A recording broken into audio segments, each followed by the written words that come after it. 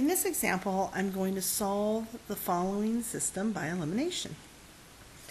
To solve a system by elimination, what we want to do is we want to add the columns of x's and the columns of y's and the columns of numbers together.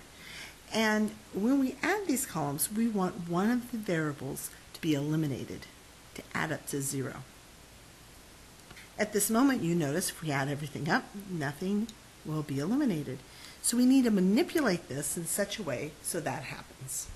So say, for instance, we wanted to eliminate x. What I'm going to do is I'm going to look for the LCM, which is the least common multiple, between the x's, 3 and 4. It's kind of like the LCD, the least common denominator, which we know is 12. And what I would do is like both of the coefficients on the x's to end up being 12. And at the same time, I want them to be opposite signs, so that way when I add them together, they will go away. So the x on the 3, the coefficient right now is a 3, so if I multiply that by 4, that would become a 12. Whatever we do the left of the equation, as long as we do it to the right, it doesn't change the solution. We learned that before, that if you multiply 4 by the left on an equation, you can multiply by the right. On the second equation, however, we want it to be a 12, but we also want it to be a negative 12. So that way they'll be opposite signs. So I'm going to multiply the second equation by a negative 3.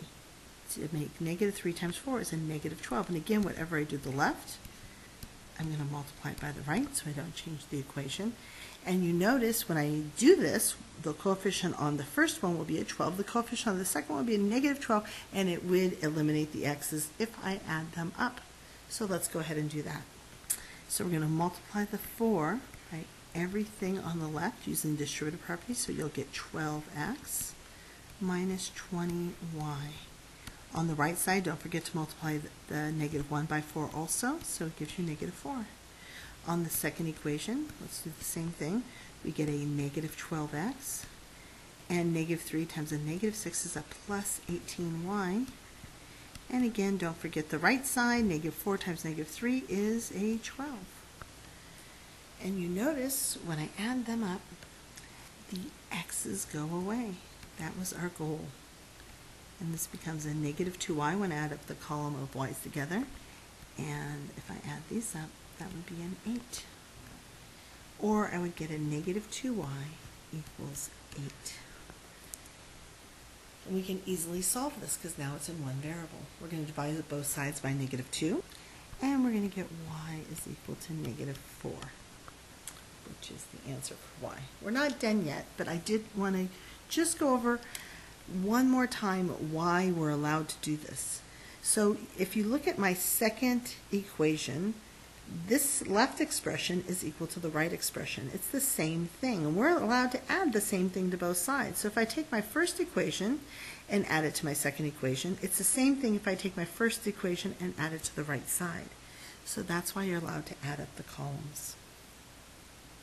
But we are not done. This is a system, and there's two unknowns. There's an x and a y. So far, all we have done is solve for y. So to solve for x, I can use either equation and plug in that answer. So say I want to use my first equation.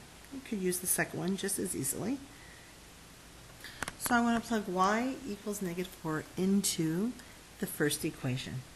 So what I will get is 3x minus 5. Instead of y, I'm going to write in a negative 4.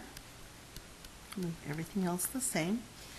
And just now that's one variable, I should be able to solve that. Negative 5 times negative 4 is plus 20. And we can subtract 20 from both sides to get 3x is equal to negative 21. And finally, we can divide 3 by both sides to get x, oops, not y, but x equals negative 7. So we have just solved the system. As an ordered pair, if you're graphing this, the x would be negative 4, 7, and the y would be negative 4. That would be the answer.